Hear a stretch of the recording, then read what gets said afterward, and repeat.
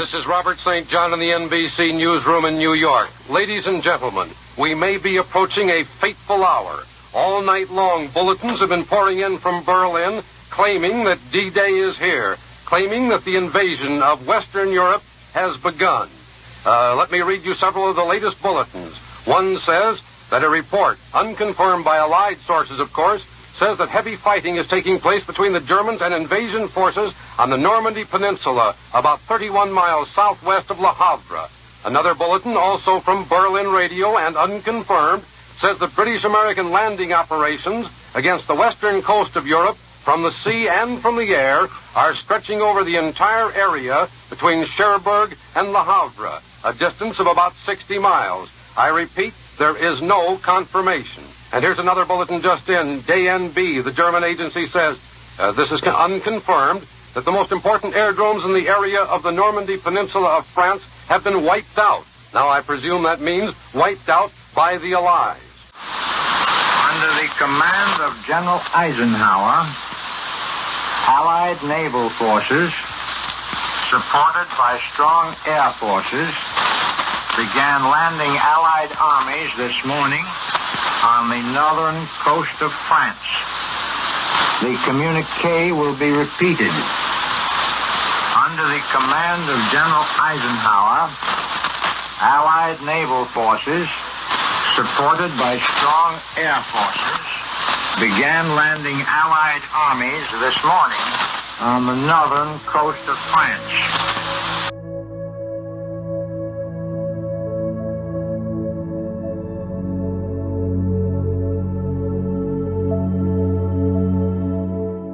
In 2001, Band of Brothers debuted on HBO, and since then, Camp Toccoa and Currahee has become synonymous with the 101st Airborne and anything D-Day related.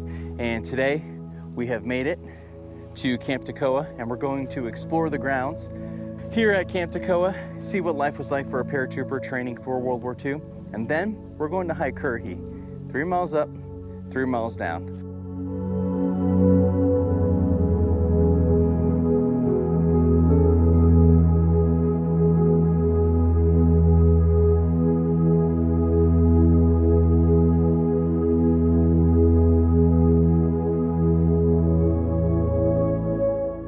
Now, before we go any further into Camp Toccoa here, it is important to recognize, while obviously Easy Company and the 506 Parachute Infantry Regiment kind of made us all aware of Camp Toccoa and essentially put it on the map, they weren't the only ones that train here. So as you can see, here's the monument to the 506th and their 2 combat jumps that they made.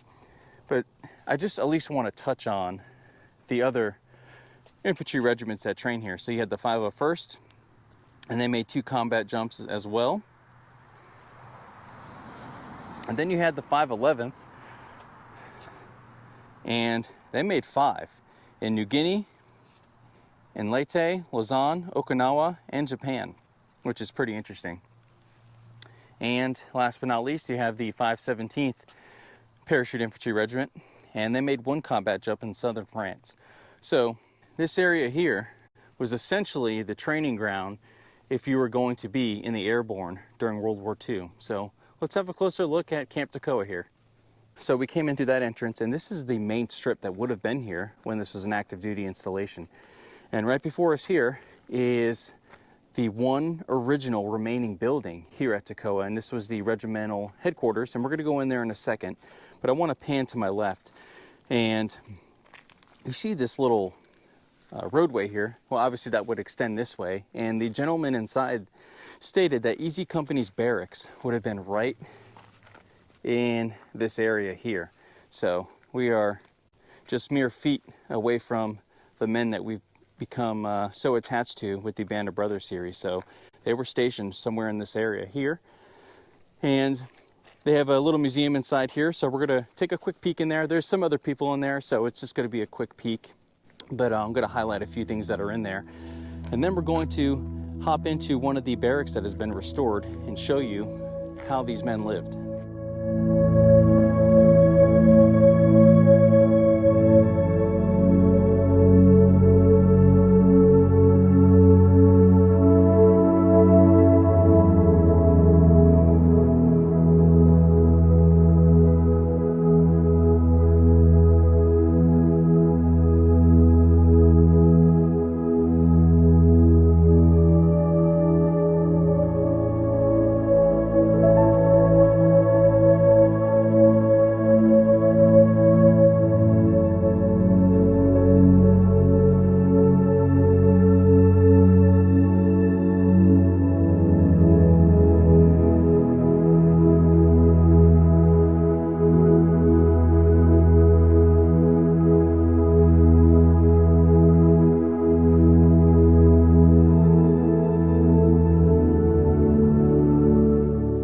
So one of the really neat things here at Toccoa is you can actually reserve and stay in one of the reconstructed barracks here. Now, this last one here is a reconstructed barracks representing the 506 Parachute Infantry Regiment, which would have been where Easy Company was a part of. And you can see they have 22 original building panels and original windows making up this barracks here. But someone is staying here, so we can't go in that one, but we do have access to the last building here. So let's hop in and see the accommodations of how these men lived.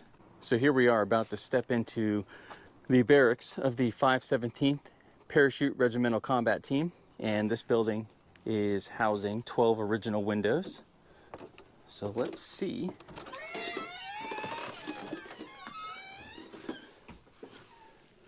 Wow. So what you're seeing here is obviously all the racks of the men. And honestly, it's not too much different. I was in the Army in 2013, and our accommodations weren't too much different. Maybe slightly bigger than this. But, wow.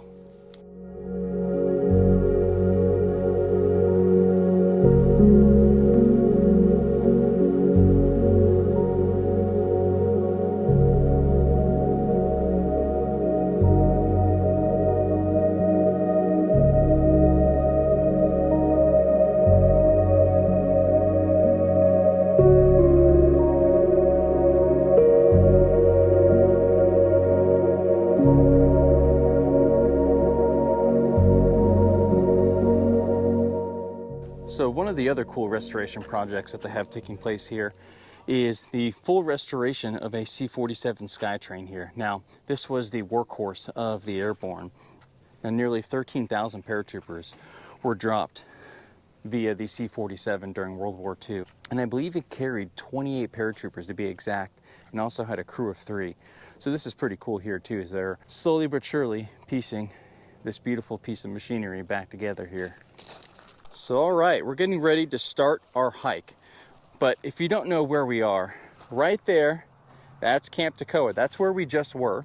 So we exited the main gate, went down this little road here, and parked at this little parking area here. Now you can also drive up to the summit of Currahee here if you're unable to make the hike. But that is the starting point and the parking lot. So let's start the hike. 3 miles up, 3 miles down. All right, so we're about 100 yards into our hike here, and already something's sticking out to me. When you think about hiking a trail or hiking up a mountain, you think about just a trail that goes up, and then on the way down, you have a trail that comes down. This is already a little different, and I'll show you what I mean by that. So, looking straight ahead, it looks like we're on pretty even ground here. Now, keep in mind, we just started. And looking back to our starting point, I don't know if you can see it, but it kind of levels out and then it drops. So we took a rise right to this area, and now it's leveled out somewhat, and we're kind of reaching another little rise in the road here. So it's something to keep in mind as we continue our journey here, just how this trail winds through the mountain here. All right, so this may be a better view of the terrain here. So we're coming from this way. As you see, it kind of turns and slowly rises. And as we continue the rise, it kind of goes back down. So that's kind of what you're dealing with here when you're hiking Currahee. You make up a rise, and then you get a little break on the way down. But unfortunately, when you go down, at some point you're going to go back up. So, if you're anything like me, you like to know that you're working towards something, and you have no idea where you are in relation to your start point or end point. And I'll show you what I mean by that. So we're continuing our trek up the trail here, and this is your view. Although beautiful and peaceful, you have no idea how much progress you've made. So think about, like I said, if you're anything like me, psychologically, you like to see that your work is being put forward towards progress, and it's really hard to gauge how far we are and how much farther we have to go as we're coming up to another rise here just before you on the camera. So I just took a quick peek at the map here, and it looks like we're approaching the halfway point. And again, it's not really making sense to me because now we're going back downhill here. But I just wanted to give you another quick little snapshot of our hike up Currahee here. And as you can see, it's going down and curving sharply to the left. So, but apparently we're halfway. So let's keep on trucking. All right, so I'm going to assume we're getting close because that's the direction we're coming from. And it has been straight up. So I'm going to go ahead and assume this is a clue that we're nearing the top here. Whew. We're almost there. Let's keep going. So this last stretch has obviously been the toughest and most uncomfortable. But I gotta tell myself, the discomfort I'm experiencing now is nothing compared to what these guys experienced in Bastogne, the D-Day landings, everything they were involved in from June 6th to the end of the war. This is nothing compared to that. So, a little bit of motivation for me. All right. We have truly met the final home stretch here. If you can see in the distance, there's the top. And here we go. This is all that stands in our way. This slight rise here. All right. This last rise was no joke, but the reward was absolutely phenomenal. Now, you're gonna see some graffiti here. And as unfortunate as that is, try not to let it take away from the historical significance of where we're at here. Wow. Look at this. Keep in mind, again, don't let the ignorance of some of these people ruin your experience here. We're walking in the footsteps of giants here. Whew. Absolutely beautiful. Wow. Now, we do have a little further to go. We're going to touch the stone that the men of Easy Company and all the other men who train here would hike up and touch. And that's just up this way. All right, so technically now we are at the true summit of Currahee. And just so you're not confused, the rocks that we just saw are just below this little ridgeline here. And we took this trail up here, and you can see the steps here. And the men of Easy Company and all the other men who trained here would run up to this spot, touch this rock before having to descend down. Man, what a cool experience. Definitely worth the pain in my chest to come up here and touch this. And right now I'm envisioning Captain Sobel looking at his stopwatch, berating me because my time wasn't fast enough. But man, what a cool experience to come up here and walk in the footsteps of giants. And make no mistake, these men were the most humble men that were out there. They thought they were just doing what they had to do, but to us, at least to me, these men were giants among us ordinary people.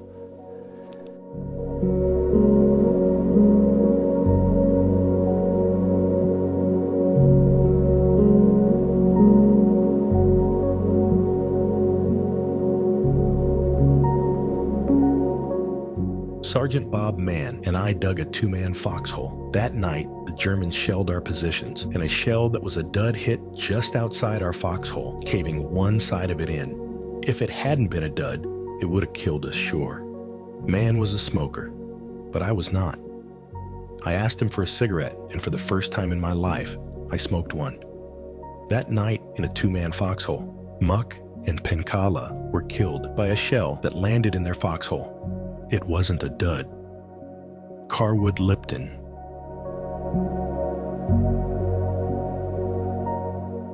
Our company had 150% casualties during the war.